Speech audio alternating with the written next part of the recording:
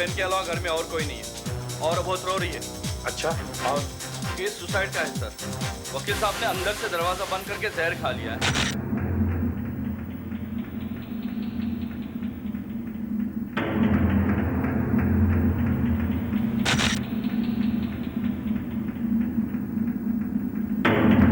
Doctor साहब, body को अच्छी तरह से चेक कीजिए। पल्स नहीं चल रही है। He is dead. बॉडी को देख के लगता है कि इनकी मौत रात को करीबन 8 और 9 के दरमियान हुई होगी।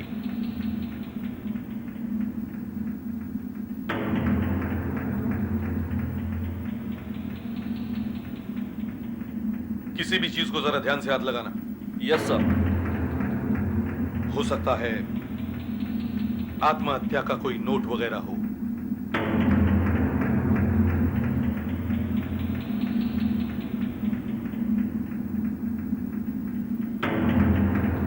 मुंह से झाग निकला हुआ है। जाहिर है मौत जहर खाकर ही हुई है।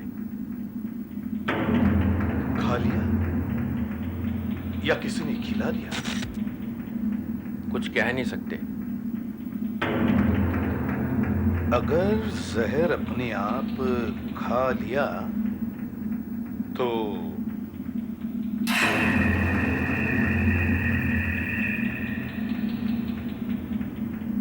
ब्लड प्रेशर कम करने की दवाई?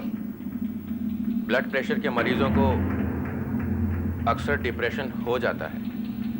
इसमें से एक कैप्सूल खाया है?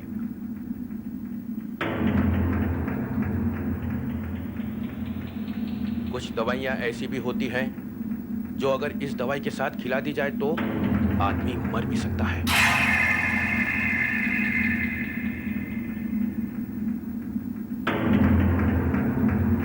इसका मतलब किसी ने वकील साहब को पहले वो दवाई दी और फिर जब उन्होंने ये कैप्सूल खाया तो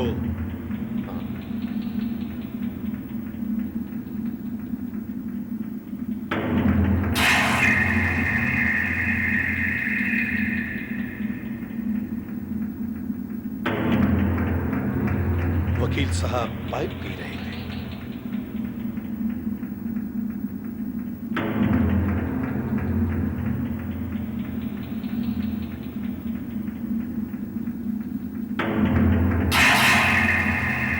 दूध आधा पिया हुआ है। कहीं वो दवाई, वो जहर इस दूध में तो नहीं? हाँ सर, इसी दूध में वो जहर मिला गया होगा। और सर, ऐसा कोई कागज भी तो नहीं मिला जिससे आत्महत्या के बारे में कुछ पता चल सकता? अगर वकील साहब को जहर इस दूध में दिया गया तो फिर ये ग्लास अंदर कैसे आया? दरवाजा तो अंदर से बंद था। कौन हो सकता है? कौन ला सकता है ये जहर से भरा दूध? मैं ये कैसे बता सकती हूँ? अगर आप नहीं बता सकती तो और कौन बता सकता है? आप ही तो उनकी देखभाल करती थी। और अगर आपने उन्हें दूध का गिलास नहीं दिया तो क्या आसमान से टपक पड़ा? आपके भाई की मौत जहर खाने से हुई है। अब जहर कहां से आया ये तो हम कह नहीं सकते, मगर दूध भाई साहब तो दूध पीते ही नहीं थे। दूध पीते ही नहीं थे? कमरा अंदर से बंद है, दूध का ग्लास आधा खाली है। फिर ग्लास अंदर लाने वाला कौन? दूध पीने वाला कौन? हे भगवान, ये सब क्या हो गया? अब मेरा क्या होगा? होना क्या है? सारी जायदाद मिलेगी और क्या? रहने दो ना सरोज, तुम भी। क्यों रहने दो जी? तुम चुप रहो। पिछले 15 साल से हम इस फ्लैट में रहते हैं। एक दिन भी ऐसा ना गया हो जिस दिन इस औरत ने अपने भाई से झगड़ा ना किया हो जायदाद के लिए। नींद हराम कर दी हमारी। वकील साहब आपके पड़ोसी थे, इस तरह की बातें कर रही हैं आप उनके लिए? देखिए, वकील साहब को आखिरी बार जिंदा देखने वालों में सिर्फ आप ही हैं। और तो कोई घर में आया ही नहीं। आई थी। आई थी? कौन? वही चुड़ैल राधा। कहने देखो तो वो मेरी बहन की लड़की है, मगर उसे भतीजी कहने में भी शर्म आती है। क्यों? जब देखो जायदाद के लिए झगड़ा करती थी, झूठ बोलती है वो। कल आप वहां से कितने बजे निकली थी? रात 8 बजे के करीब। और वकील साहब की मौत करीब 8:30 के आसपास हुई थी। क्या कहना चाहते हैं आप? वकील साहब की टेबल पर हमें एक दूध का ग्लास और ये कैप्सूल्स मिले हैं। दूध का ग्लास? लेकिन दूध का ग्लास तो वहां कोई था ही नहीं। था ही नहीं? तो फिर वकील साहब को दूध किसने दिया? एक मिनट, जब मैं अंकल से मिलकर वापस जा रही थी तो किचन में मैंने वकील साहब की बहन को देखा। क्या चाहिए? कुछ नहीं, अंकल ने ये कप किचन में रखने को कहा था। ओहो, बड़ी सेवा हो रही है अंकल की। तू क्या समझती है, अंकल तुझे मेवा देंगे? एक फूटी कौड़ी भी नहीं आएगी तेरे हाथ, समझी? इस बात का फैसला अंकल करने वाले हैं, बहुत जल्द ही। अंकल क्या फैसला करेंगे? उनका तो एक पांव वैसे ही कब्र में लटका हुआ है। और फिर ये मेरी जिंदगी का भी सवाल है। मैं सच कह रही हूँ इंस्पेक्टर साहब, मैंने उसे अपनी आंखों से दूध में कुछ मिलाते हुए देखा था। उसने दूध में जरूर जहर मिलाया होगा। मगर क्यों? उसने ये नहीं सोचा कि सबसे पहले वो ही पकड़ी जाएगी? आखिर घर में और है ही कौन? रही बात दूध में जहर की, वो तो केमिकल लेबोरेटरी की रिपोर्ट ही बता सकती है। मार्केट टेस्ट किया, दूध में शक्कर। बस नहीं, एक और टेस्ट करना बाकी है। देखिए, ये सॉल्यूशन हमने उस दूध से तैयार किया है। अगर दूध में जहर है तो इस सॉल्यूशन की 3 या 4 बूंदें मिलाने पर भी इसका रंग नहीं बदलेगा। जी हाँ, 3 या 4 बूंदें। अगर रंग बदला तो जहर नहीं है।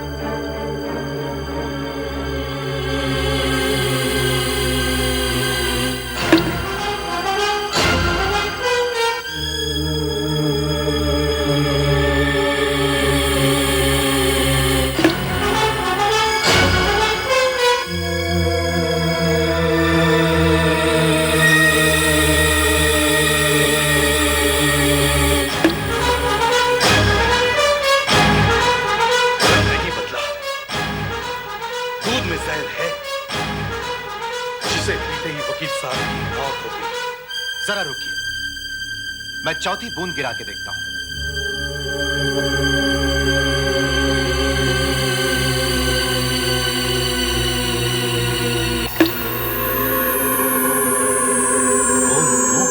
रंग बदल गया।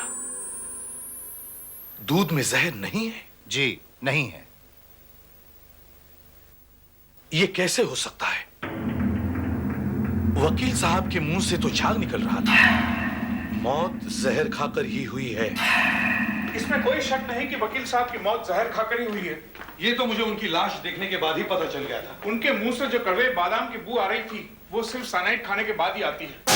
साइनाइड? हाँ, cyanide, king of the poisons.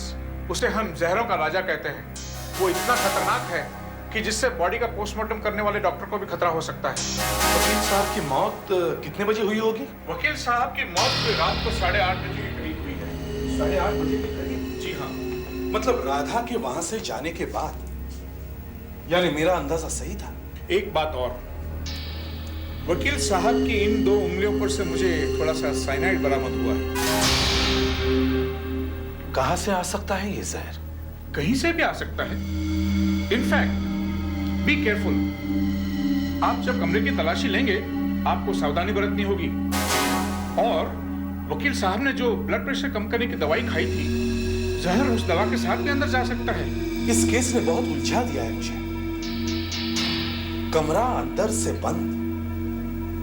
वकील साहब अगर आत्महत्या करना ही चाहते थे तो वो कोई घरेलू जहर भी ले सकते थे, लेकिन साइनाइड? कैसे हुई वकील साहब की मौत? ये रिमोट कंट्रोल से हुआ है सर, रिमोट कंट्रोल से। जैसे दूर से रिमोट का बटन दबाने से टीवी ऑन होता है, टीवी ऑफ होता है, वैसे ही दूर से रिमोट का बटन दबाया और आदमी मर गया। बेवकूफों जैसी बातें मत करो। Sorry sir. जिस दिन रिमोट कंट्रोल से मर्डर होने लगेंगे हमारी नौकरियां चली जाएंगी और फिर कंप्यूटर का इस्तेमाल करना पड़ेगा। सर्जन को वकील साहब की उंगलियों पर साइनाइड के ट्रेसेस मिले, लेकिन साइनाइड वकील साहब की उंगलियों पर लगा कैसे? वो क्या चीज हो सकती है जिस पर साइनाइड लगाकर कातिल चला गया? टेबल लैंप, कुर्सी, पाइप। आगे बोलो। पेन, पेपर, पैसा।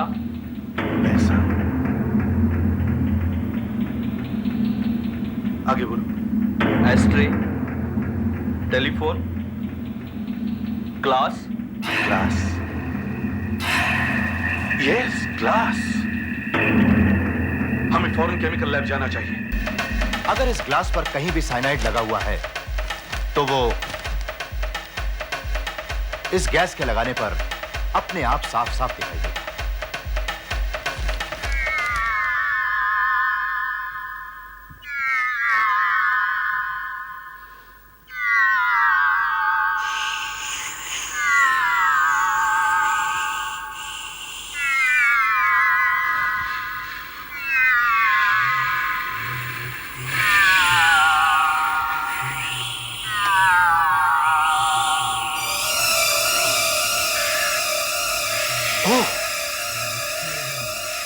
ग्लास पे साइनाइड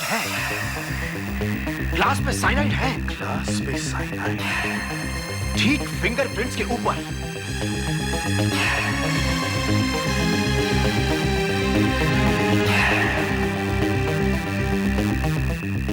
यस, फिंगरप्रिंट्स की रिपोर्ट में लिखा था कि इस ग्लास के ऊपर वकील साहब के अलावा उनकी बहन के फिंगरप्रिंट्स भी मौजूद हैं। वकील साहब की बहन को अरेस्ट करो। मैं भगवान की कसम खा के कहती हूँ, मैंने भाई को जहर नहीं दिया है। राधा ने तुम्हें अपनी आंखों से दूध में कुछ मिलाते हुए देखा था। नहीं इंस्पेक्टर साहब, मैंने दूध में सिर्फ शक्कर मिलाई थी। वकील साहब की मौत का फायदा आपको और राधा को ही हो सकता है। तो फिर आप उसे क्यों नहीं पकड़ते? मैं अपने भाई को क्यों मारूंगी? वही तो मैं सोच रहा हूँ कि वकील साहब का ज्यादा से ज्यादा पैसा आपको और आपकी बेटी को मिलने वाला था, तो फिर इतनी जल्दी क्या पड़ी थी वकील साहब को खत्म करने की?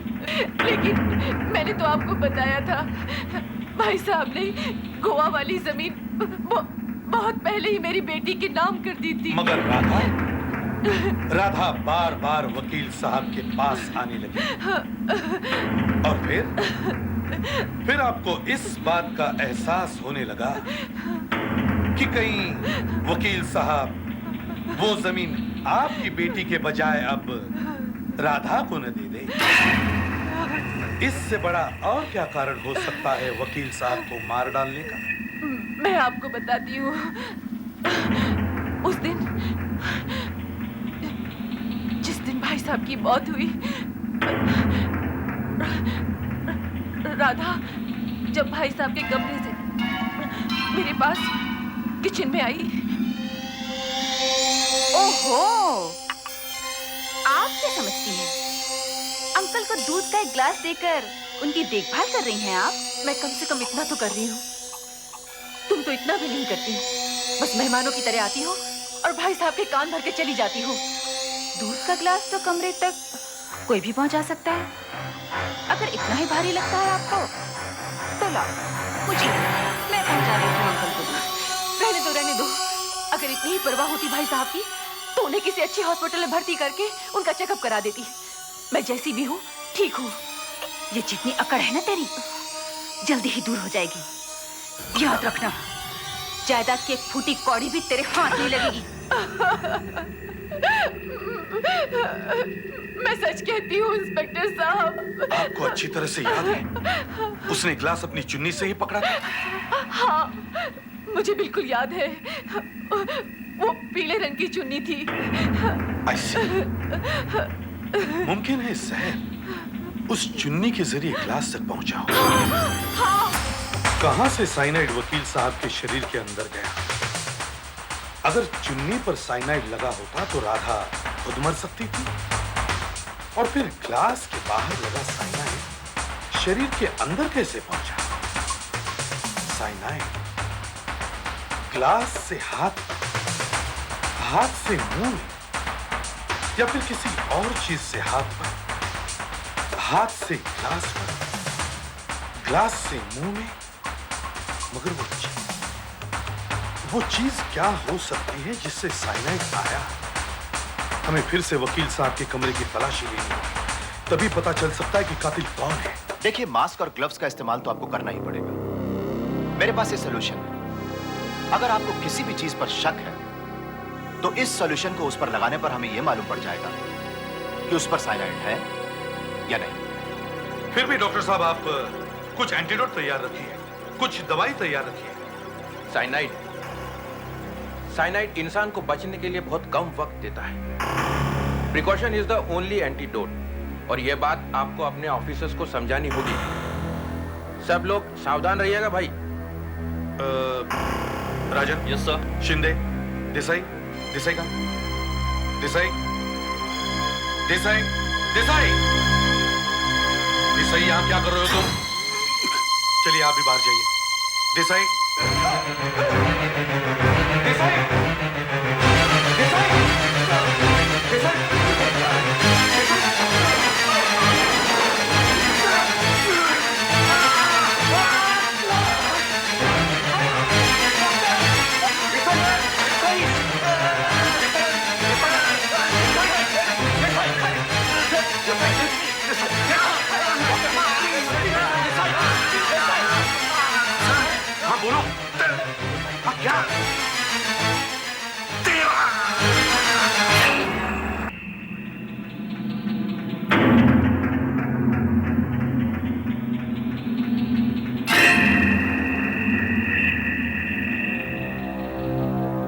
देसाई जब अंदर गया तो उसने किसी चीज को हाथ लगाया था जिस पर जहर लगा हुआ था, लेकिन जहर मुंह तक पहुंचा कैसे?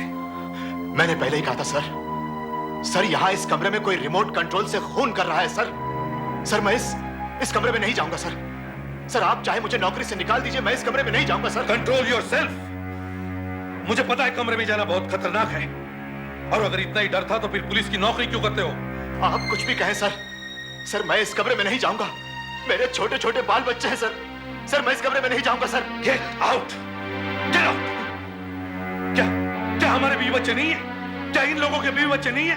क्या देसाई के बाल बच्चे नहीं है?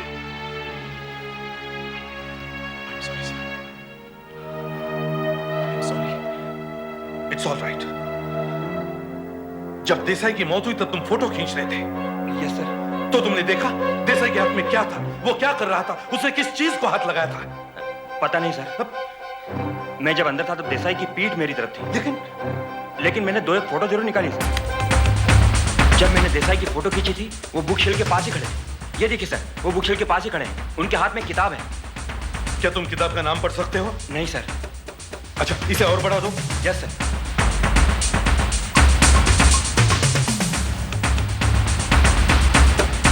इसे प्रिंट करो। Yes sir.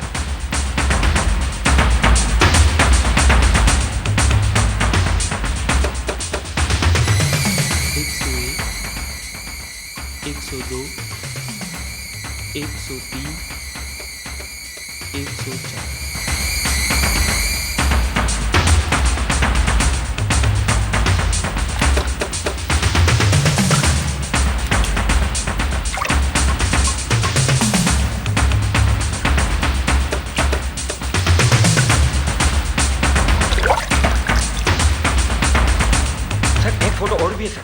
अच्छा, दिखाओ। ये देखो देसाई का हाथ कहां पर है? उसका हाथ मुंह के पास है। Yes sir. इसे भी प्रिंट करो।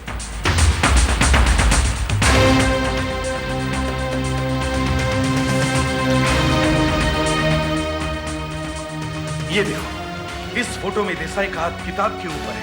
Yes sir. और इस फोटो में देसाई का हाथ मुंह के पास है। देखो, याद करने की कोशिश करो, इन किताबों में से वो कौन सी किताब है जो वकील साहब पढ़ रहे थे? ऐसे कैसे बता सकती हूँ मैं? ये सब तो एक जैसी लगती है। याद करो राधा, याद करो। जब तुम कमरे के अंदर आई थी, तब वकील साहब ने तुम्हें देखकर उस किताब का क्या किया? याद करो।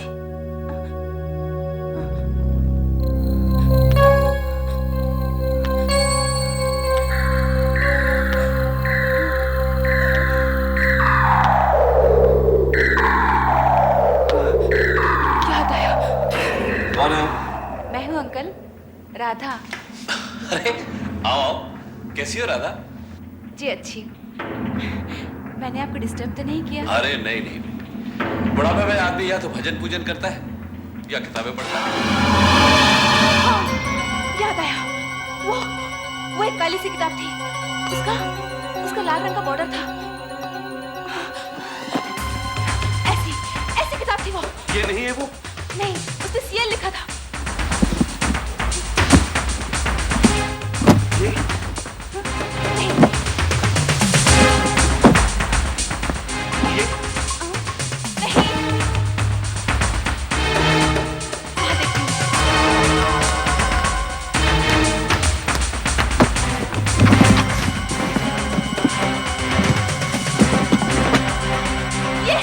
ये है वो किताब। ये हुई काम की बात। इस किताब के हर पन्ने की ठीक से जांच करो। आप चाहें तो बाहर जाकर बैठ सकती हैं।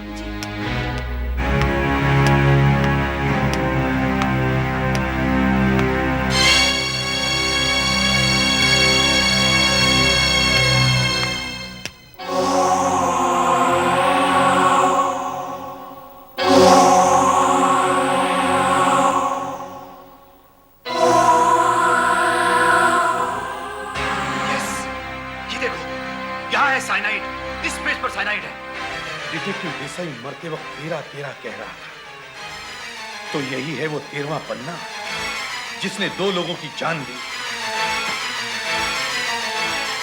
सिटीजन्स लाइब्रेरी, 22 अप्रैल, यानी वकील साहब की मौत के एक दिन पहले ये किताब इश्यू की गई है।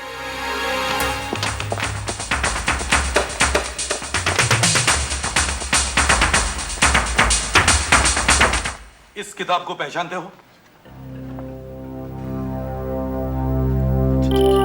जी। जरा बाहर आइए। जी हाँ, आइए बाहर।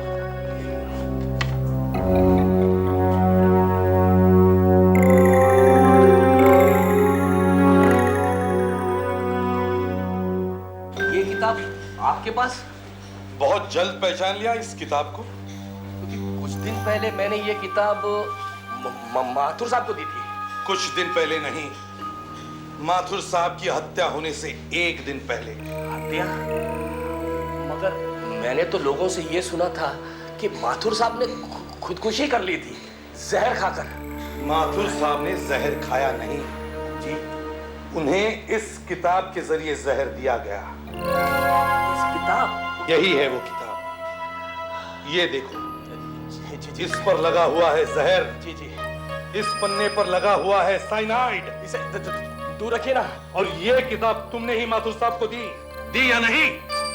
दी, क्योंकि माथुर साहब को ये किताब चाहिए थी, और इसमें जहर, इसके बारे में मैं कुछ नहीं जानता हूँ।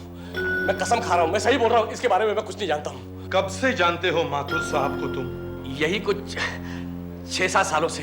वो कई बार हमारे पास किताब पढ़ने आते थे या किताब ले जाते थे। इसी बहाने थोड़ी बहुत बातचीत हो जाती थी उनसे। तब तो तुमने इस बात को भी गौर से देखा होगा कि माथुर साहब किस ढंग से पन्ने पलटते थे। जी मैं कुछ समझा नहीं। सब समझ जाओगे। 22 अप्रैल को जब माथुर साहब यहाँ आए तो तुम्हारी उनसे क्या बातचीत हुई? दरअसल मैंने उन्हें फोन करके यहाँ बुलाया था। अच्छा, क्यों? क्योंकि वो इस किताब के लिए कई बार यहाँ आए थे और मैंने उनसे वादा किया था कि जैसे ये किताब मुझे मिल जाएगी मैं आपको फोन कर दूंगा। और जैसे ही ये किताब तुम्हारे पास आई, तुमने माथुर साहब को यहां बुला लिया। जी। माथुर साहब से पहले ये किताब किसके पास थी? किसके पास थी? किसके पास थी? याद आया, माथुर साहब के पहले ये किताब हाई कोर्ट के वकील जगताप सिंह के पास थी। लाइब्रेरी के किसी घटिया क्लार्क ने आपको क्या बता दिया कि किताब मेरे पास थी और बिना सोचे समझे आप मेरे पास चले आए? हम आप पर कोई इल्जाम नहीं लगा रहे वकील साहब, हम तो सिर्फ पूछताछ करने आए हैं। पूछताछ बदमाशों की जाती है, समझे आप मुझे कानून मत सिखाइए। पिछले 20 साल की प्रैक्टिस है मेरी। इस शहर का एक जाना माना क्रिमिनल लॉयर हूं मैं। माथुर खुद मेरी इज्जत करता था। अच्छा, तो माथुर साहब को आप जानते थे? हाँ, हालांकि कोर्ट में तो हम एक दूसरे के दुश्मन हुआ करते थे, लेकिन बाहर तो अच्छे दोस्त थे। झूठ बोलता है। अरे कोर्ट के बाहर भी दोनों दुश्मन थे। ये तुम कैसे जानते हो? अब उस किताब को ही ले लीजिए। जो किताब जगताप ने पढ़ी थी वही किताब माथुर को भी चाहिए थी। अब मैं क्या बताऊं, उस दिन लाइब्रेरी में दोनों इस तरह लड़ रहे थे। बहुत गुमान है ना तुझे खुद पर, साफ सामने आ जाएगा। जो सबूत इतने दिनों से तू छुपाए फिर रहा है ना, वो मुझे मिल गया। मुझे नहीं मालूम माथुर किस सबूत की बात कर रहा था। माथुर साहब के पहले ये किताब आपके पास थी। इस किताब की कुछ पन्नों पर साइनाइड लगा हुआ मिला है। ये किताब तो मैंने लौटा दी थी। हो सकता है वो क्लर्क आपसे झूठ बोल रहा। आप उसी से क्यों नहीं पूछते मेरे किताब लौटाने के बाद उसने क्या किया? मैंने फौरन माथुर साहब को फोन करके बता दिया। उस वक्त कुछ 12:30 बजे थे। क्या कहा माथुर साहब ने? माथुर साहब ने कहा कि मैं थोड़ी देर में आता हूं। मैंने कहा अभी मत आइए, आप लंच के बाद 2 बजे आइए। लंच करने के लिए तुम कहां जाते हो? सर मैं नीचे के होटल में जाता हूं। लंच टाइम में लाइब्रेरी में कौन रहता है? सर यहाँ पे तो कोई नहीं रहता, हम लोग ताला लगा के चले जाते हैं। और चाबी किसके पास होती है? चाबी तो मेरे पास होती है साहब। अच्छा, तो चाबी तुम्हारे पास थी? जी। क्या माथुर साहब ठीक 2 बजे यहाँ आए थे? जी नहीं, माथुर साहब कुछ 3:30 बजे के करीब आए। लंच करके तुम कितने बजे वापस लौटे? मैं 2 बजे आ गया था क्योंकि लाइब्रेरी खोलनी थी साहब। अच्छा, तो तुम 2 बजे आए, माथुर साहब 3:30 बजे। उस बीच लाइब्रेरी में कोई लोग थे? थे कुछ 10-12 लोग साहब। उस दरमियान लाइब्रेरी छोड़कर तुम कहीं गए थे? जी कहीं नहीं गया साहब। बाथरूम भी नहीं? बाथरूम गया था पर बहुत जल्दी वापस आ गया था। जब तुम लौटे तो किताब उसी जगह पर थी? जी नहीं, ऐसा लगा किसी ने हाथ लगा दिया उस पे। किसने? मालूम नहीं, मैं उसे दूर जाते हुए देखा। कुछ काला कोट डाला हुआ था, वकील के जैसा, ऐसा कुछ लगा साहब। तलाशी का वारंट है आपके पास? चिल्लाओ मत वकील साहब, पड़ोसी जाग जाएंगे। ये खून का मामला है। अगर केस जीतने के लिए मैंने माथुर साहब का खून करवाया होता ना, तो आज की तारीख में 212 वकीलों का खून किया है मैंने। 212 केस जीते हैं मैंने। हम सबको अपनी ड्यूटी करनी ही पड़ती है वकील साहब। मुझे कटघरे में खड़ा करके कितनी बार इज्जत उतारी है आपने। तो आज आप अपनी ड्यूटी पूरी करो। मैं आपसे शर्त लगाने के लिए तैयार हूं। क्या? अगर इस घर में से मेरे खिलाफ आपको एक भी सबूत मिला तो मैं वकालत छोड़ दूंगा। और नहीं मिला तो तुम पुलिस की नौकरी छोड़ देना। मैं फिजूल में केस नहीं लड़ता। इस बार जीतना मुश्किल है वकील साहब। माथुर ने भी एक बार यही कहा था। उसने मेरे एक मुवक्किल को सजा दिलवाई थी। हमने अपील की। हम अपील जीतने ही वाले थे और उस माथुर का सारा घमंड मैं मिट्टी में मिला के रख देता।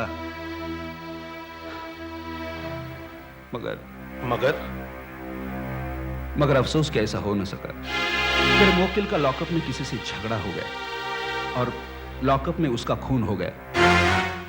मैं ये केस उसके बीवी बच्चों के लिए और उसके गरीब भाई के लिए लड़ रहा था।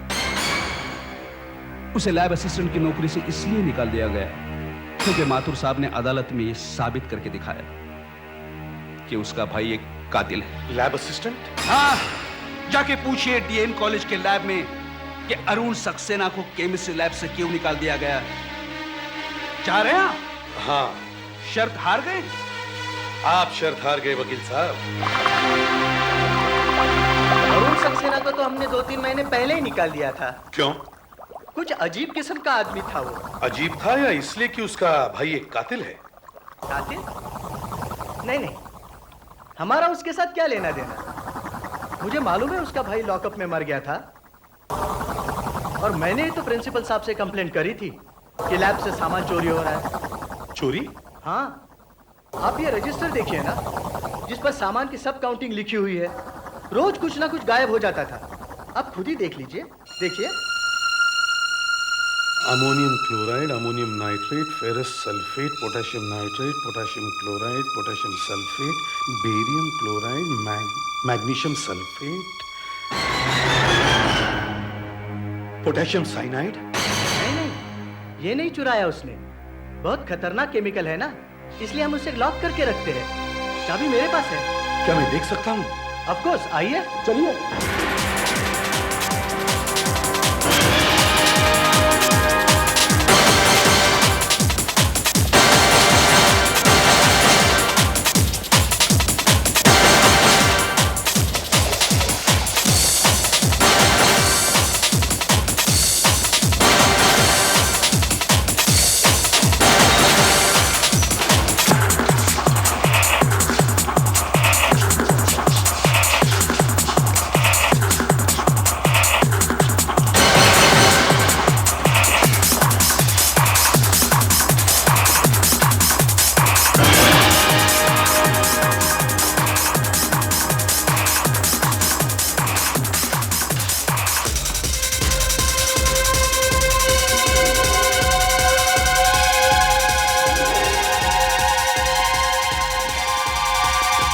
गायब?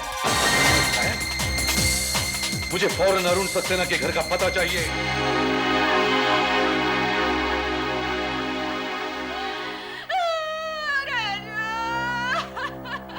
किसी ने राजू को मार डाला, किसी ने मेरे राजू को मार डाला।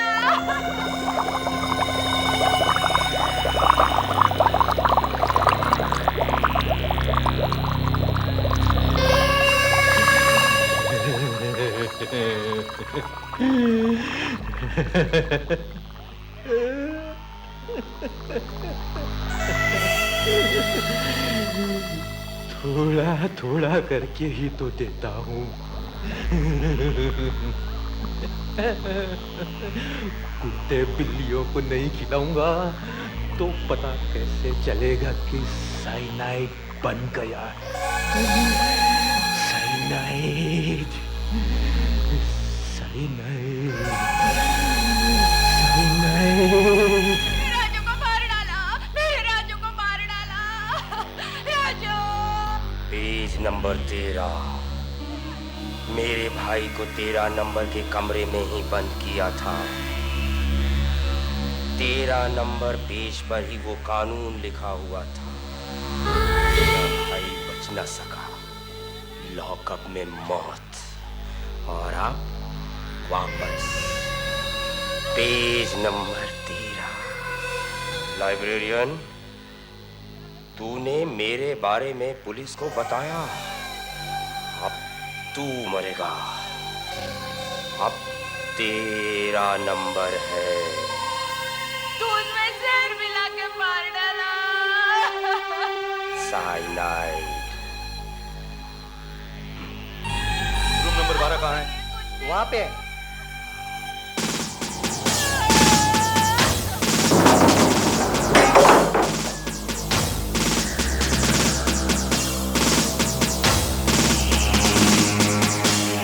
तुम बाहर जाके इंक्वायरी करो। Yes sir. क्विक।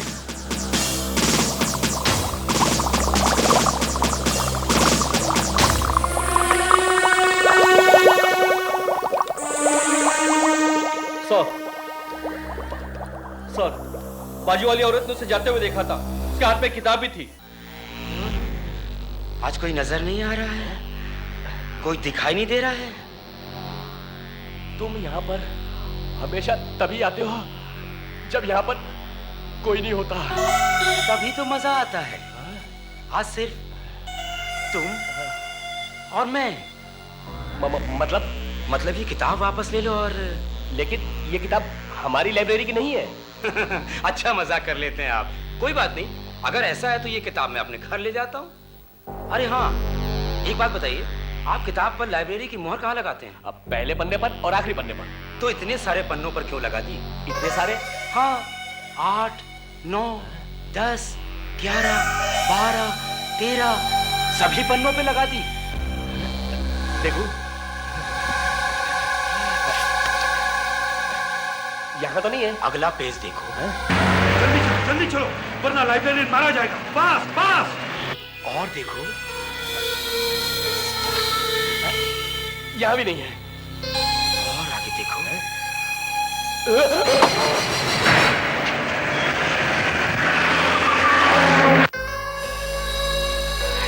क्या हुआ? देखो, आज में भी नहीं है। पेज नंबर 9 देखो।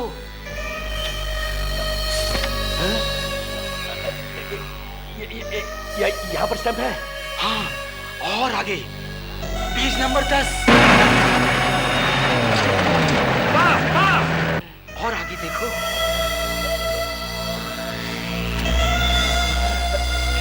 और आगे अगला पेज देखो। 12 में भी है। क्या है कि मुझे पेज नंबर 13 बहुत पसंद है।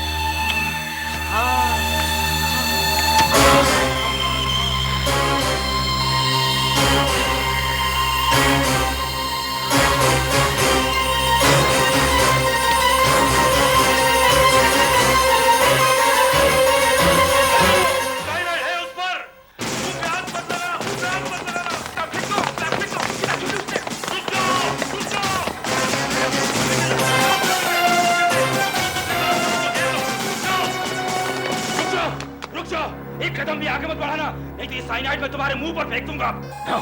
अगर इसकी एक बूंद भी तुम्हारी आंख या मुंह में गई तो तुम फिर कभी जिंदगी में ऊपर वाले का नाम नहीं ले पाओगे। रुक जाओ। समझदारी इसी में है कि तुम अपने आप को हमारे हवाले कर दो। नहीं करूंगा हवाले मैं अपने आप को, नहीं करूंगा। मुझे अपने भाई की तरह सलाखों के पीछे नहीं मरना है। हट जाओ, हट जाओ।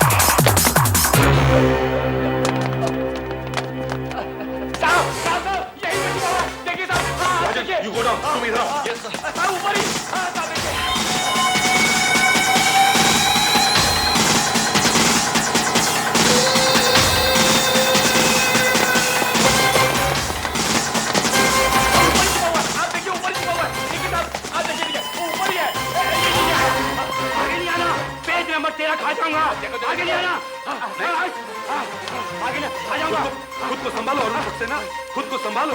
अपने आप को हमारे हवाले कर दो। नहीं करूंगा, हट जाओ। आ जाऊंगा,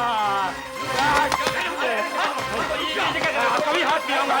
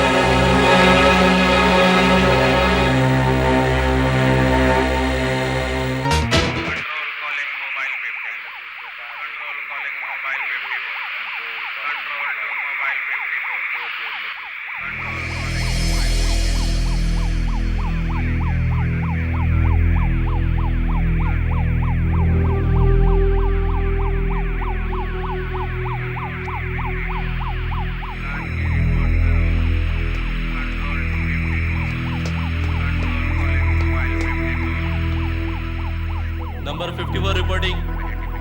सब इंस्पेक्टर भोसले। आदमी की लाश है। हाँ, लाश है, गली में ही पड़ी है। उसकी उम्र करीब 24-25 साल का होगा। आसपास कोई हथियार है? नहीं नहीं नहीं, कोई हथियार नहीं है। क्या गोली मारी है? नहीं, शायद चाकू से मारा है। आसपास कोई लैंडमार्क? ये रेलवे लाइन के पास ही है। क्राइम ब्रांच जाएंगे ऑफिसर आ रहे हैं। हाँ साहब, आने वाले हैं।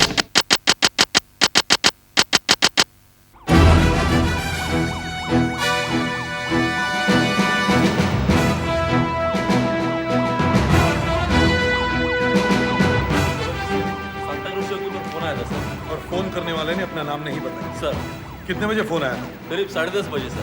पता चला लाश किसकी है? नहीं सर, अभी तक लाश की पूरी तरह जांच नहीं हुई सर। आप ही का इंतजार कर रहे हैं। इस भीड़ में खड़े लोगों से पूछताछ की? कोई आई विटनेस? नहीं सर, कोई बोलने के लिए तैयार नहीं, और ज्यादातर लोग अभी आए हैं सर। देख रहे हो विक्रम, सब दुकानें बंद है। हाँ, सबके सब भाग गए बोरिया बिस्तर बांध के। कब तक भागेंगे? खून सूखते ही सब अपनी जगह पर वापस लौट आएंगे।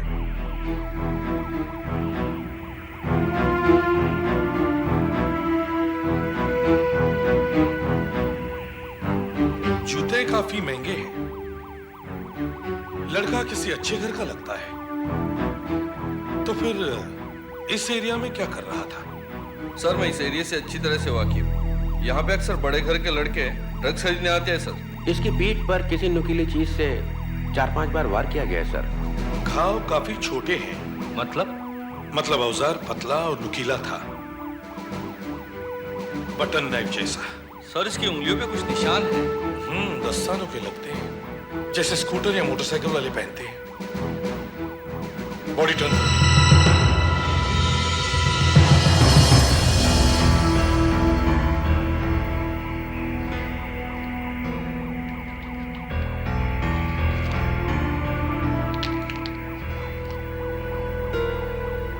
मतलब खून पैसों के लिए नहीं हुआ। लेकिन सर ये इतने पैसे लेकर इस एरिया में आया क्यों? हो सकता है खूनी ने इसे यहाँ बुलाया हो। जब तक हमें ये पता नहीं चलता कि ये कौन है, हमें इन सवालों का जवाब नहीं मिलेगा।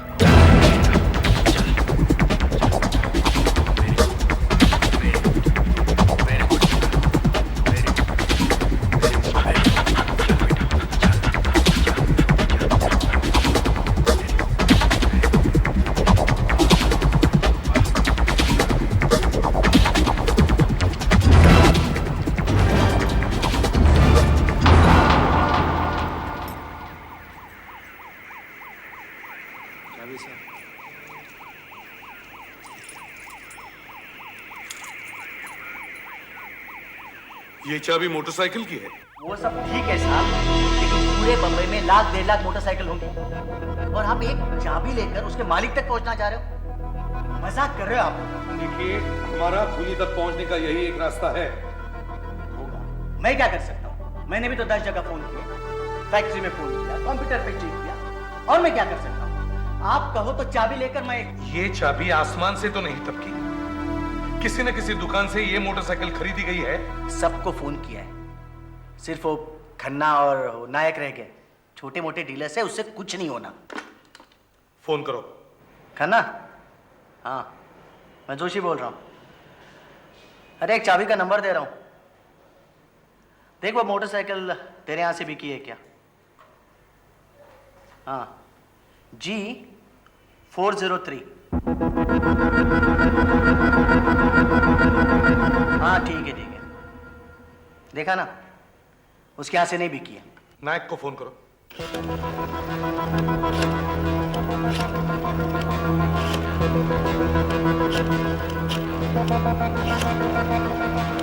नायक, अरे यार एक चाबी का नंबर दे रहा हूँ। हाँ जोशी बोल रहा हूँ, चाबी का नंबर दे रहा हूँ, जरा देख ले वो गाड़ी तेरे यहाँ से बिकी है क्या? G403।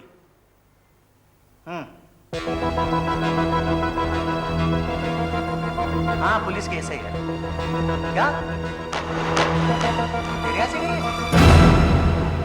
एड्रेस दे। अमर गुप्ता, 16 पाली हिल।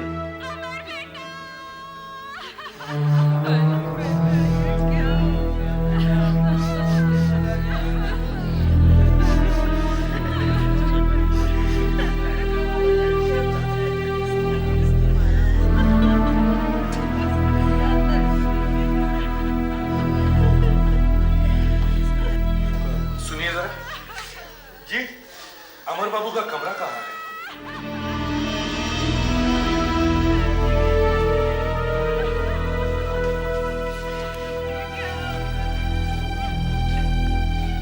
बाबा भैया का यही कमरा था साहब।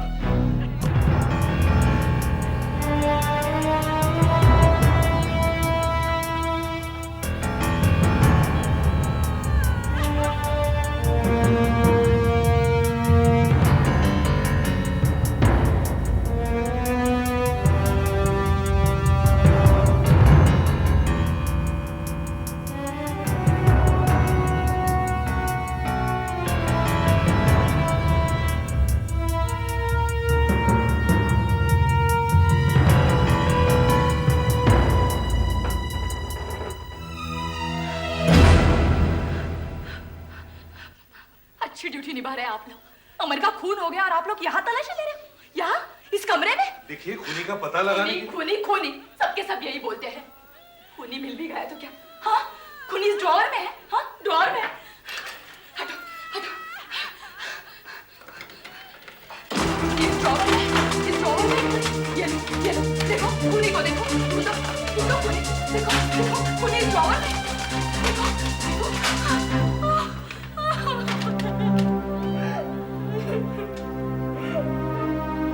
लगता है अमर को म्यूजिक का बहुत शौक था। म्यूजिक? नहीं, इन कैसेटों में म्यूजिक नहीं है। इन कैसेटों में तरह तरह की आवाजें जो हमें अलग अलग जगहों से रिकॉर्ड करके लाता था। आवाजें? मैं कुछ समझा नहीं। कौन समझ सका अमर को? कोई नहीं, हम भी नहीं। लेकिन अमर के कॉलेज के कोई दोस्त किसी से नहीं मिलता था वो, किसी से नहीं मिलता था। इन्हीं सब आवाजों की दुनिया में खोया रहता था वो। उसी गलती का नतीजा है ये। गुप्ता जी, आपकी किसी से कोई दुश्मनी? ये वक्त है इसे सवाल पूछने का। हम सब होशो हवास खो बैठे हैं और आप ऐसे सवाल पूछ रहे हैं। देखिए गुप्ता जी, तहकीकात को आगे बढ़ाने के लिए हमारा यहाँ आना बहुत जरूरी था। क्या तहकीकात करेंगे आप? क्या है यहाँ? ये टेप्स, अगर आपकी इजाजत हो तो हम इन्हें ले जाना चाहते हैं।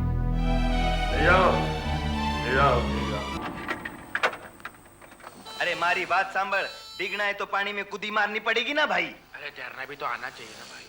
अरे नहीं नहीं नहीं, वो बात नहीं, मेरी बात समझने की कोशिश कर खजूर। 19 जनवरी जू विले पार्ले बस स्टॉप। देखिए, हर रिकॉर्डिंग के आखिरी में वो बताता है कि उसने रिकॉर्डिंग कहाँ पे की है।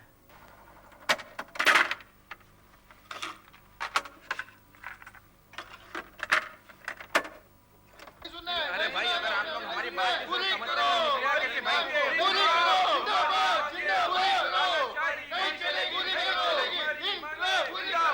22 अगस्त सनमिल कंपाउंड परेल।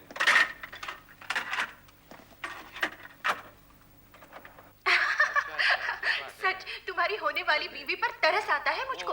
रोज सौतन से झगड़े होंगे उसके। सौतन? हाँ, ये डिब्बा जिसे तुम गले में हमेशा लटकाए घूमते हो। इसलिए तो मैंने एक ऐसी लड़की ढूंढी है जो अपनी सौतन को चुप करना अच्छी तरह से जानती है।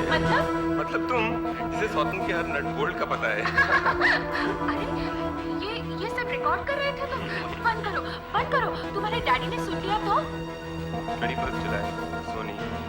क्या हुआ? रिकॉर्डिंग करते वक्त शायद अमर का ये टेप खत्म हो गया हो। मुझे उस लड़की की बातचीत सुनकर ऐसे लगता है कि अमर की जिंदगी में उसके टेप रिकॉर्डर के अलावा और भी कोई मायने रखता था। पर उस लड़की तक पहुंचेंगे कैसे? सिर्फ सोनी नाम से तो पहुंचना नामुमकिन है सर। टेप को रिवाइंड करके फिर से चलाओ। सच, तुम्हारी होने वाली बीवी पर तरस आता है मुझको। वो ऊपर वाला टीवी कितने का है? होंगे उसके। 14.5। हाँ, ये डिब्बा जिसे तुम गले में हमेशा लटकाए घूमते हो। इसलिए तो मैंने एक ऐसी लड़की ढूंढी है जो अपनी सौतन को चुप करना अच्छी तरह से जानती है। मतलब तुम, जिसे सौतन के हर नट बोल्ट का पता है। कोई स्टोर या इलेक्ट्रॉनिक्स की दुकान जहाँ ये सब चीजें मिलती है। सर, टेलीफोन डायरेक्टरी में देखो।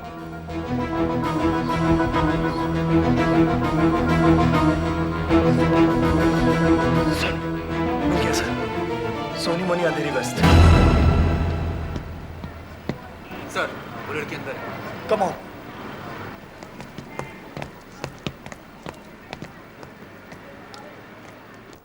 CID crime branch. Crime branch? क्या हो गया? जरा एनी को बुलाइए। एनी? एनी?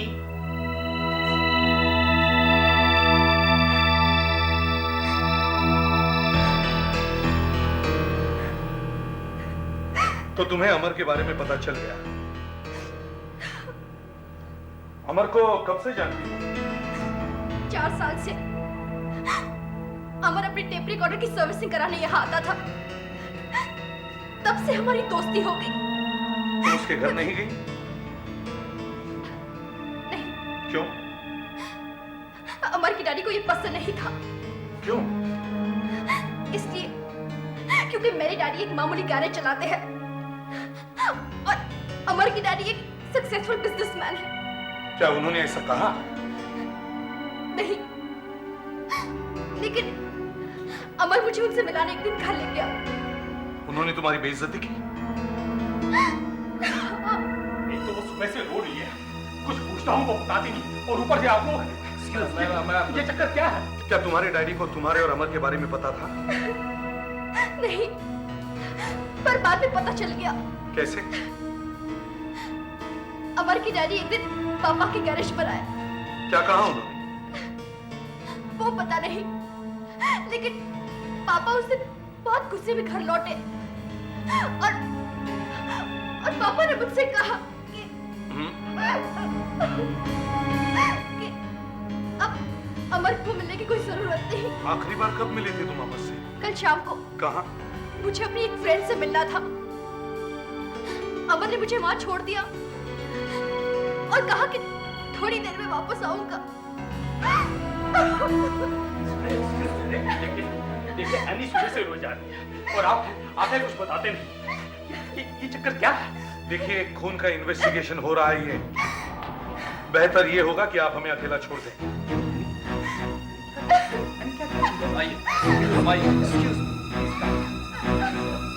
तुमने उससे पूछा नहीं वो कहाँ जा रहा था? नहीं, उसने कहा कि कुछ काम था। क्या रिकॉर्डिंग? नहीं, रिकॉर्डिंग तो कर ही नहीं सकता था। क्यों? क्योंकि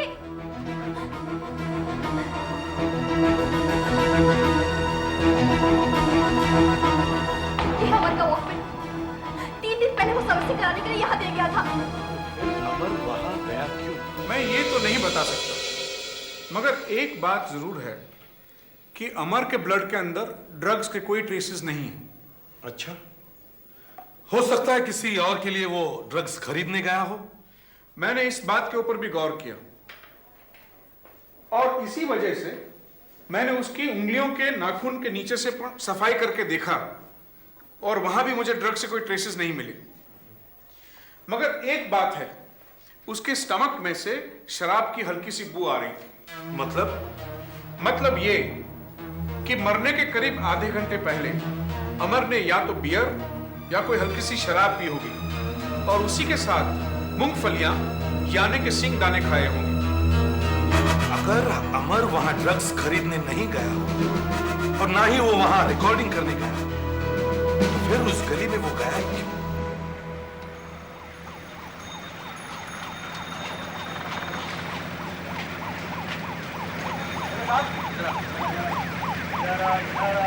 सुनाई नहीं देता क्या मैं? क्या हुआ साहब? कल रात को इधर मर्डर हुआ, तेरे को पता है ना? नहीं साहब। हाँ? नहीं? क्या बोला? साहब अपन जल्दी चला गया था साहब। अरे जल्दी चला गया था, झूठ बोलता है? देखो साहब, अपन को मारो मत साहब, अपन सच बोलते साहब।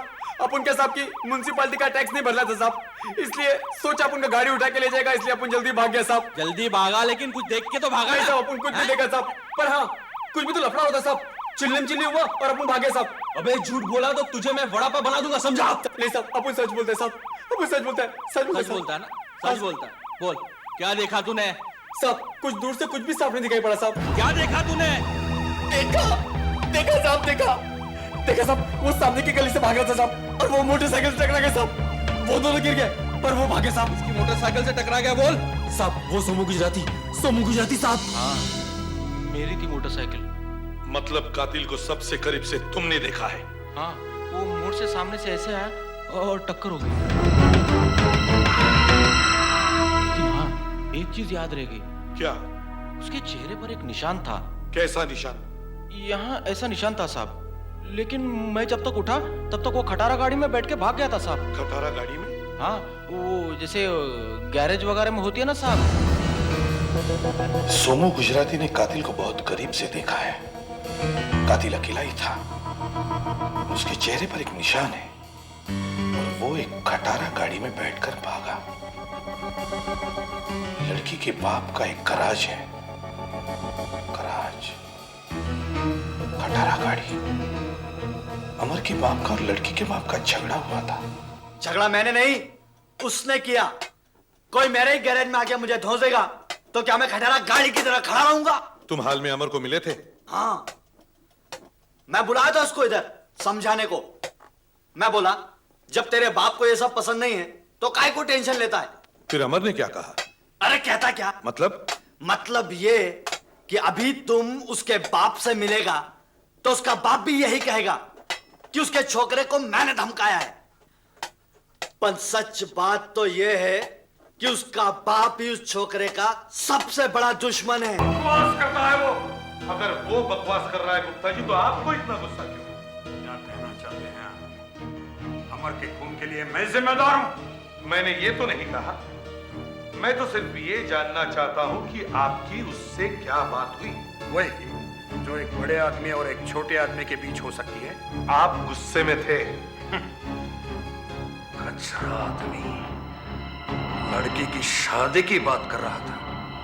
अमर जब उस लड़की को आपके पास लेकर आया तब भी तो आपने उस लड़की की बेइज्जती की। किसने कहा आपको? उसी लड़की ने। झूठ बोलती है वो। आपने ये भी कहा कि वो अमर के काबिल नहीं। हाँ, कहा था। जिस कचरे में अमर घूमता था वहां ऐसी लड़कियां तो मिलेगी उसे। गली के किसी भी लड़की को वो घर ले आता तो मैं क्या उसे बहू बना लेता अपनी? ये दौलत, ये इज्जत खैरात में नहीं मिली है मुझे। दौलत पेड़ पर नहीं लगती। लड़की के बाप को क्या बोला आपने? यही समझाया उसे, लेकिन हंसी उड़ाने लगा मेरी और अमर की। वो और उसके मैकेनिक। क्या कहा उन्होंने? दिखाने लगे अपनी औकात। धमकी दे रहे थे। धमकी? किसने दी? सभी तो थे, मैं किसे जानता।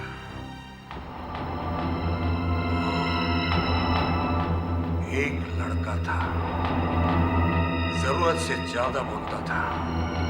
कौन था? मैं जब गाड़ी में बैठने गया तो मेरे पास आया और बोला, अपने लड़के को समझा नहीं तो मार डालूंगा उसे। जहां पे लड़के की लाश मिली थी वहीं बम मिला।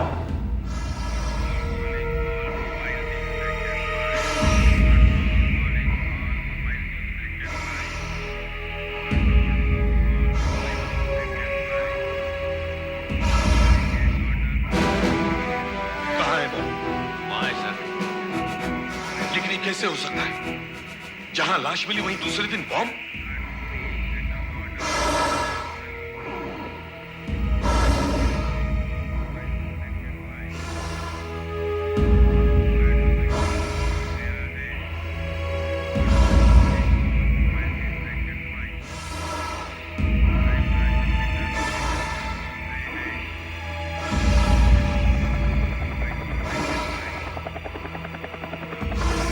बॉम्ब है वहां पर? बॉम्ब जैसा कुछ दिखता है सर। आगे बढ़ जाइए सर।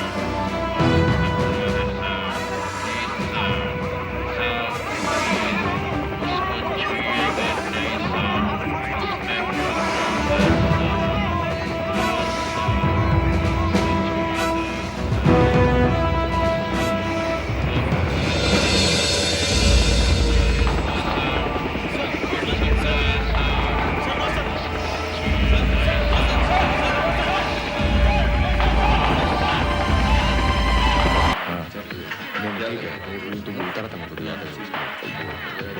तो अमर का खून इस टेप रिकॉर्डर की वजह से हुआ। जो मोटरसाइकिल से टकराने के बाद खूनी के हाथों से छूट गया। सर इस म्यूजिक में और भी आवाजें आ रही हैं। इसमें से एक हल्की सी आवाज भी हमें खूनी तक पहुंचा सकती है। पीछे जो बातचीत चल रही है वो अपने काम की है, उसे निकालने की कोशिश करो। कोशिश करता हूँ सर, लेकिन ऑर्केस्ट्रा का शोर इतना ज्यादा है कि मुश्किल लगता है।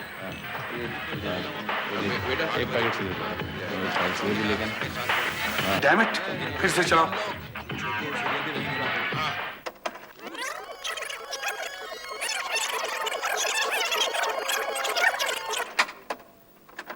देख, ये सेठ का काम नहीं है, ये मेरा काम है। पैसा भी ज्यादा दूंगा इस बार।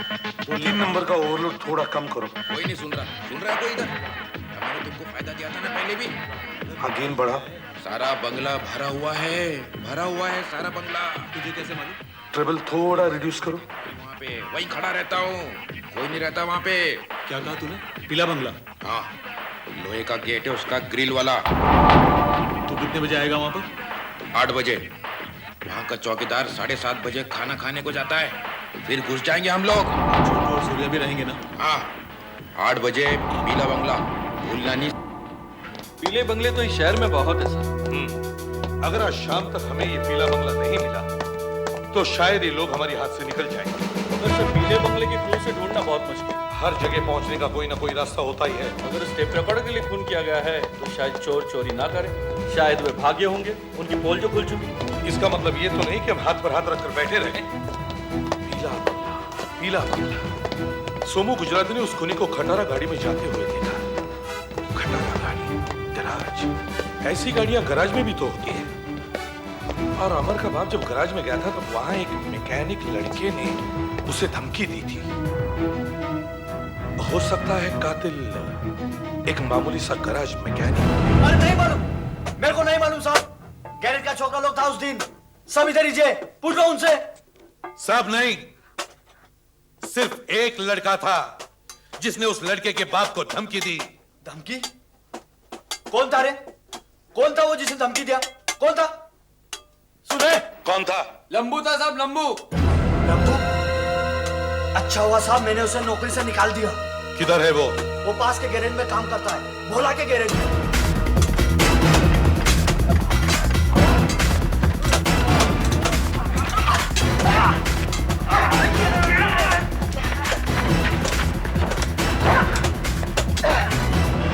अपनी गैरेज के मालिक के लड़की पे लाइन मारता है तू, हाँ? लाइन मारता तू? कौन बोला साहब? कभी नहीं साहब, कभी नहीं। हाँ, कभी नहीं। सूरत देखो आशिक की। नहीं साहब। अमर को जानता है तू? कौन अमर साहब? मैं किसी अमर को नहीं जानता साहब। किसी अमर को नहीं जानता? नहीं साहब। उसका मर्डर हुआ है। मर्डर? हाँ, वो पहुंच गया ऊपर। हाँ? और तू कहता है तू उसे जानता नहीं है? साहब, मैं कभी किसी को हाथ तक नहीं लगाया हूँ साहब। मैं सिर्फ चोरी करता हूँ साहब। चोरी करता है तू? हाँ साहब। अच्छा, चोरी भी करता है तू? सिर्फ चोरी करता हूँ साहब। चोरी करता है? हाँ साहब। दादागिरी करता है? धमकी देता है? नहीं साहब, मैं किसी को धमकी नहीं दिया हूँ साहब। भोसले। यस सर, आइए।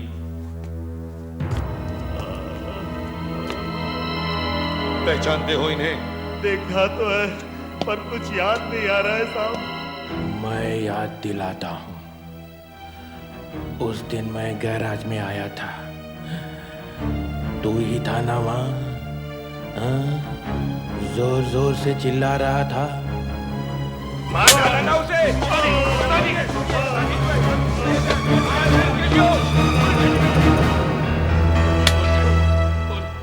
हाँ साहब, वो अपने सेठ का कुछ लफड़ा हुआ था साहब, उसी गहमा गहमी में कुछ बोल गया था साहब। हाँ, तूने तो ये कहा कि तू अमर को मार डालने वाला है। नहीं साहब, मैंने ऐसा कुछ नहीं बोला था साहब। विक्रम, टेप चलाओ। टेप साहब?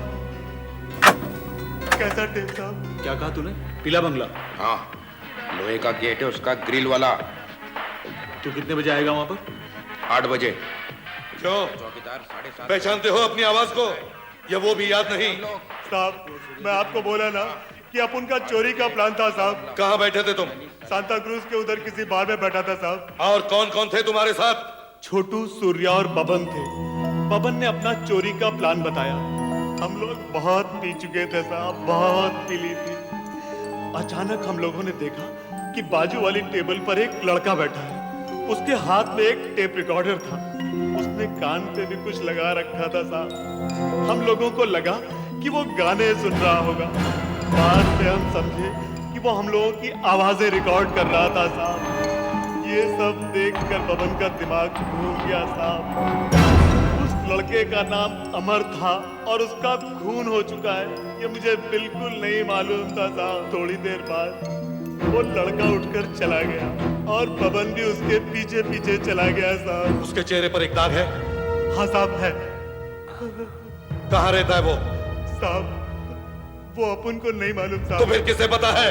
साहब वो सूर्या और छोटू को मालूम है साहब, अपन को नहीं मालूम साहब। वो पीला बंगला कहाँ है? साहब वो मैं आपको बता सकता हूँ साहब, मैं आपको वहां ले चलूंगा साहब। ये वो पीला बंगला? हाँ सर यही है, किसी कोठारी का बंगला है, खाली रहता है साहब। तो अब तक वो आए क्यों नहीं? साहब किसी भी वक्त आ सकते हैं वो लोग। साहब ये सूर्य है साहब।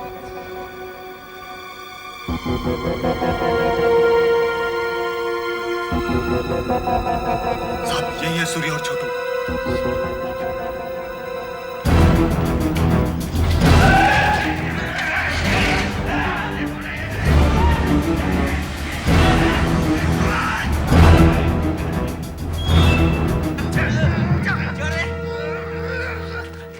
बबन कहाँ है? कहाँ है बबन? सुधारी साहब ने क्या पूछा बोल?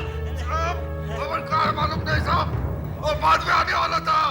घर के हमारी कोठारी को टेलीफोन करो। इंस्पेक्टर, पुलिस का यहाँ फोन? कहिए कहिए। कोठारी साहब, आपके मड वाले बंगले के बाहर कुछ लोगों को पकड़ा है। वो शायद चोरी करने वाले थे। बेहतर होगा आप पुलिस स्टेशन आकर रिपोर्ट लिखवा दें। चोरी करने वाले थे की तो नहीं ना? नहीं सर, हमने उन्हें बंगले के बाहर ही पकड़ लिया। वैसे घर के अंदर घुस भी जाते तो भी कुछ मिलता नहीं उनको। लेकिन आप लोग जिस तरह से अलर्ट रहे ना, सचमुच काबिल तारीफ है। Thank you sir. Well done, well done. Sir आपको पुलिस स्टेशन आना होगा। नहीं देखिए, पुलिस स्टेशन आना मेरे लिए मुमकिन नहीं है। यू एंड द मैटर, खत्म करो। बबन कहाँ रहता है? मुझे मालूम नहीं साहब, कभी उसने बताया नहीं हमको। डेंजर आदमी है साहब, एक बार पूछा उसको, इतना बड़ा चाकू दिखाया साहब मेरे को। एक साथ दारू पीते हो, चोरी करते हो। बबन कहाँ रहता है तुझे मालूम नहीं? माँ कसम नहीं मालूम साहब। नहीं मालूम? नहीं साहब। नहीं साहब नहीं, ये चोरी का प्लान उसने बनाया साहब। उसने ही हमको इधर पीला बंगले पे आने को कहा साहब, और वो खुद गायब हो गया किधर। अच्छा साहब मुझे कसम से कुछ मालूम नहीं। झूठ बोलता है साहब, इसको मालूम है साहब। मेरे को कुछ पता नहीं साहब, मेरे को कुछ पता नहीं साहब। जल्दी चल, जल्दी चल, अब हवा निकलेगी तेरी। क्या हुआ? अग्रवाल के केस में फिर से पकड़ा गया, लेकिन कुछ बोलता नहीं। इसको यहाँ पर क्यों लेकर आए तुम? अरेस्ट क्यों किया इसको? इसको तो वहीं खत्म कर देना चाहिए था। I'll shoot you. मारो सर, मारो मुझे, जनाब। I'll shoot you. तेरे जैसा आदमी जिंदा नहीं रहना चाहिए। मारो। I'll shoot you. मारो मुझे। I'll shoot you. मारो। I'll shoot you.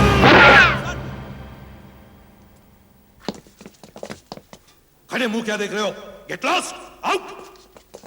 ले जाओ इसे, केस दबा दो इसका। आउट।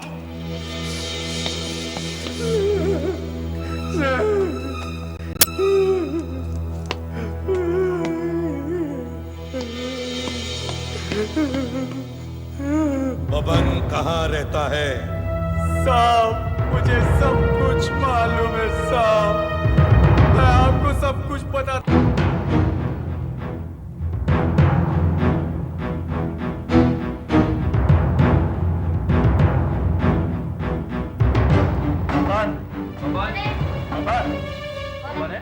नहीं है, क्या बात है? कहाँ गया बबन? बाहर गया। कब से? कल शाम से। कल शाम से। नहीं है। सुबह से सर में बहुत दर्द है, सुबह से चाय पीने का टाइम ही नहीं मिला यार। ये सुन, बब्बन को जानता है? बब्बन? बब्बन सेठ बोलो साहब। क्यों? आजकल तो बड़ी बड़ी गाड़ियों में घूमता है वो। अच्छा, अभी किधर मिलेगा? मालूम नहीं, लेकिन कल शाम मैंने उसे नीली गाड़ी में जाते देखा। सर यही वो नीली गाड़ी जिसमें बबन भाग गया था। क्या बबन किसी के डर से भाग गया सर? खूनी को किसका डर?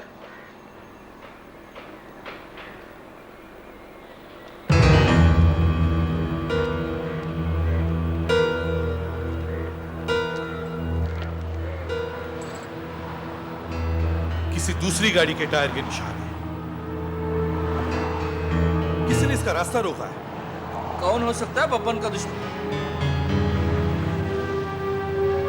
जो भी हो, शायद उससे पता चल गया कि पुलिस उसके पीछे पड़ी है। लेकिन सर बबन घर से निकलकर यहाँ आया क्यों होगा? और किससे मिला होगा? कुछ पता नहीं चल रहा सर। सारी गाड़ी की तलाशी ली गई है। तलाशी? लगता है झगड़ा हुआ होगा।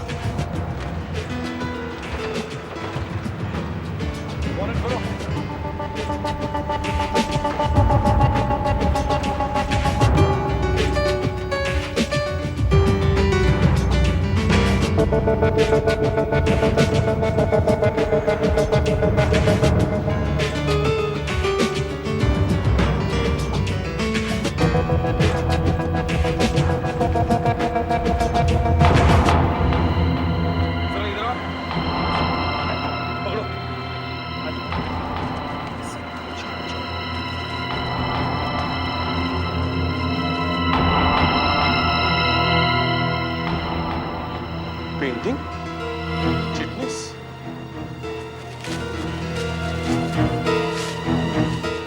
ये तो मशहूर पेंटर चिटनिस की पेंटिंग। ये तस्वीर तो मेरी है, लेकिन उस खूनी से मेरा... यही तो हम सोच रहे चिटनिस साहब कि उस खूनी से आपका क्या वास्ता है। देखिए, मैंने इस पेंटिंग को कुछ 4 साल पहले बेची थी। किसे? शायद कोई आर्ट कलेक्टर था, मुझे ठीक से याद नहीं आ रहा है। ठीक से याद नहीं तो याद करने की कोशिश कीजिए चिटनिस साहब।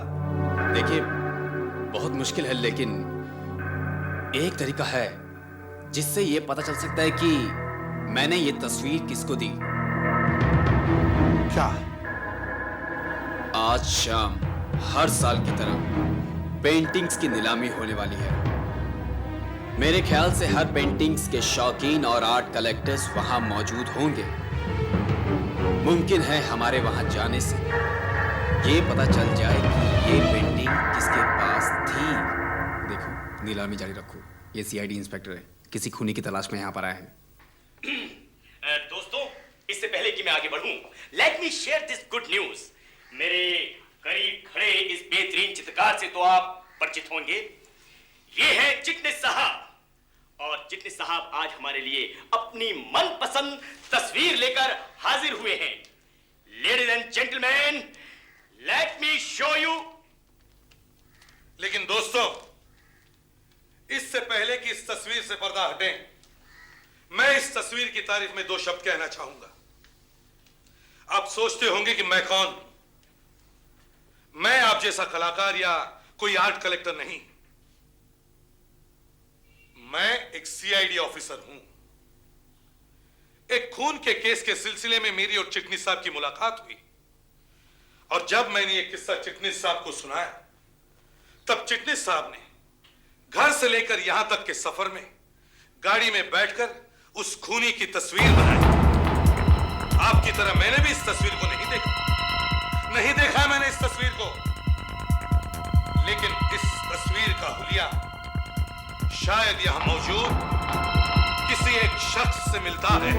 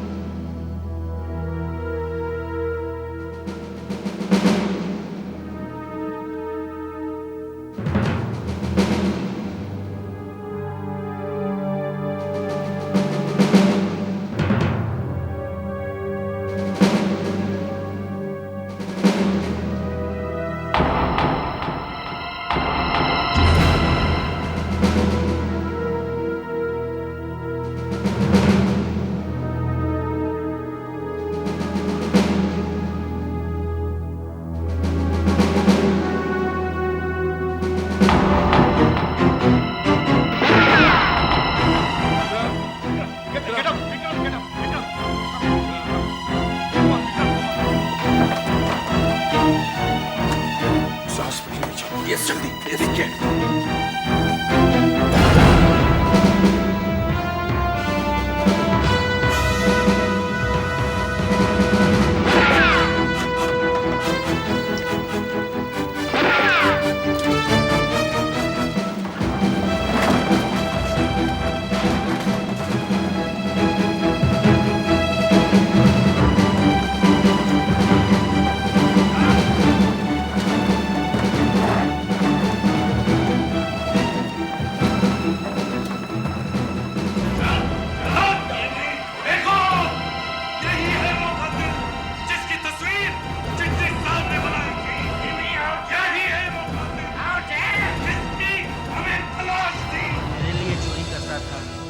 कैसी चोरी? जो भी हाथ लग जाए वही। तुम्हारी और बबन की दुश्मनी कैसे हुई? कैसे हुई दुश्मनी? टुकड़ों पर पलने वाला मेरे ही घर के दरवाजे तक पहुंच गया है। कोठारी का ही घर पहुंच गया चोरी करने। किसने कहा तुमसे? और कौन जानता था मेरे मर के बंगले के बारे में?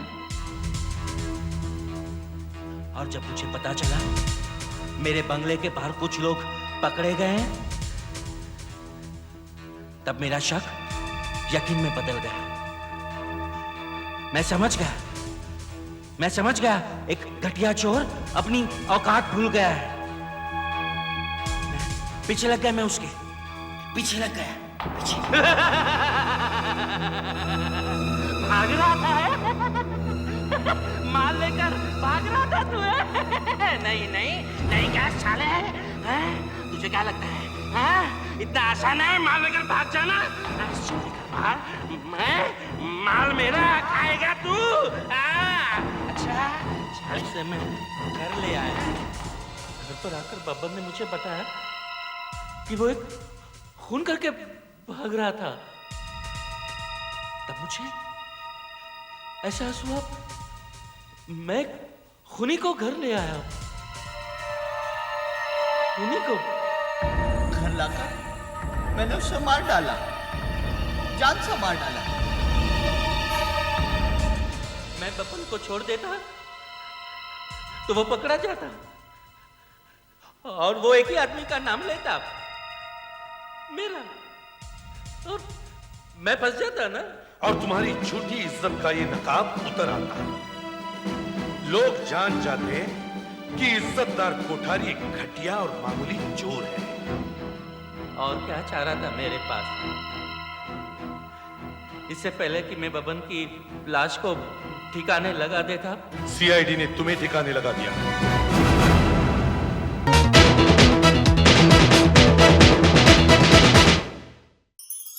ऐसे और भी मजेदार वीडियो के लिए हमारे चैनल को लाइक, शेयर और सब्सक्राइब करें।